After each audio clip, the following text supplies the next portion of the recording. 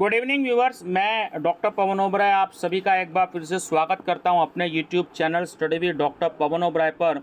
तो मई 2024 में CCS university Meerut ने क्या क्या पूछा, ये जो बीबीए आपका सेकंड सेमेस्टर का पेपर है ना, क्वांटिटेटिव टेक्निक्स फॉर बिजनेस, तो न्यूमेरिकल पेपर है और काफ़ी सारे स्टूडेंट्स को अगर जो है इसमें थोड़ी सी प्रॉब्लम भी होती है।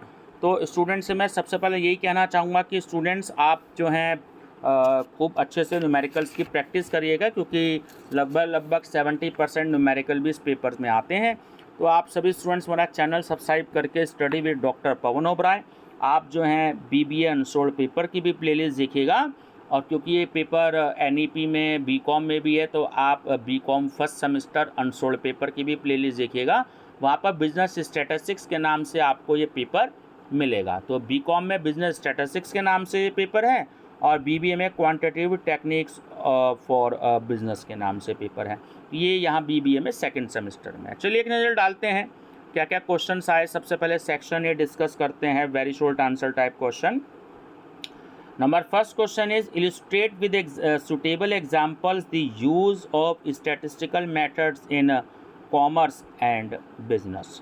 Second, write a short note on various parts of an ideal table.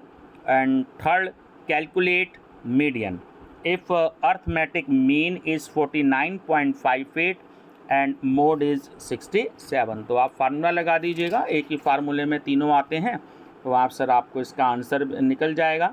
Question number fourth है, mean of 100 items is 58 and their standard deviation is 4. Find the sum of square of all items. Question number 5.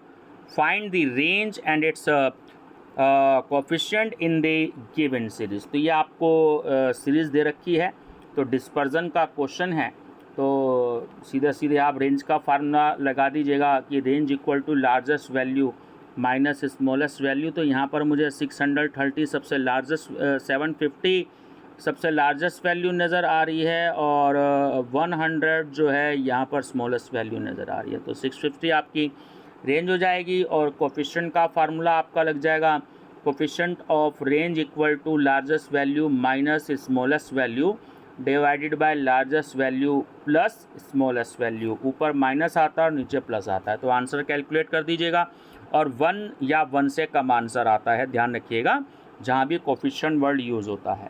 Question number 6 है, what is trend, what are its various methods of fitting a straight line to a time series.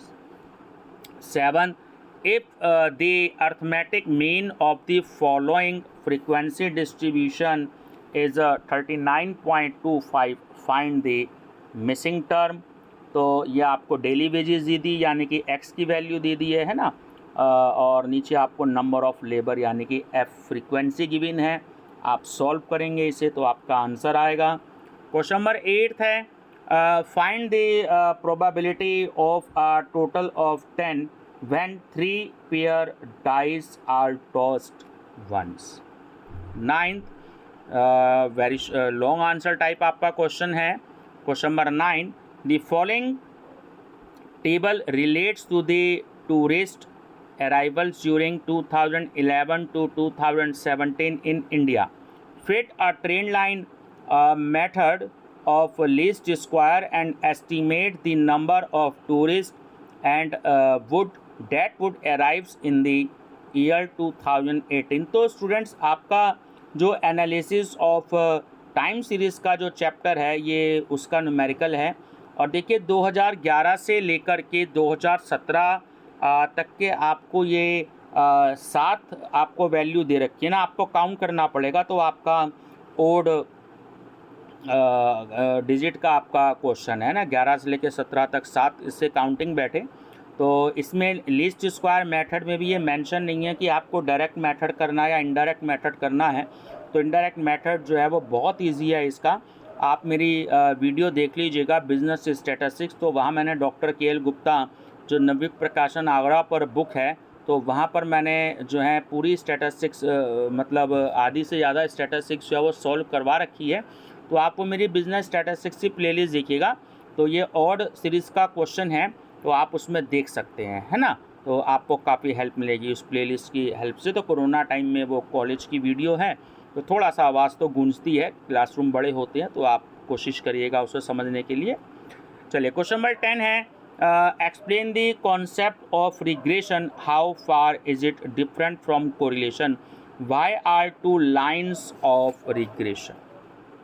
11, calculate coefficient of variations from the following data. ये आपको as they दिया और नीचे number of students they दिए, यानी कि frequency दे दी है। वो डिस्पर्जन का आपका ये जो है क्वेश्चन है, तो आप जो है इसको सॉल्व करिएगा, प्रैक्टिस ज़रूर कर लीजिएगा, ठीक है। और फिर से कह रहा हूँ, मेरी प्लेलिस्ट देखिएगा बिजनेस स्टैटिस्टिक्स, तो मैंने वहाँ पर डिस्पर्जन और स्क्यूनेस जो चैप्टर होते हैं उनको मैंने सॉल्व करवा रखा है, तो आपको काफ़ी हेल्प मिलेगी। क्वेश्चन नंबर 12 है, डिफ्रेंशिएट बिटवीन। तो ए है क्वेश्चनियर एंड शेड्यूल, बी है primary and secondary data, and C आपका टेबल एंड टेबुलेशन। तो आपको थ्योरी में एक्सप्लेन करना है। और इसका कोरिलेशन का आपका चैप्टर आ गया, बड़ा ही मोस्ट इम्पॉर्टेंट जो है आपका चैप्टर है, न्यूमेरिकल फिक्स है जो आना ही आना है।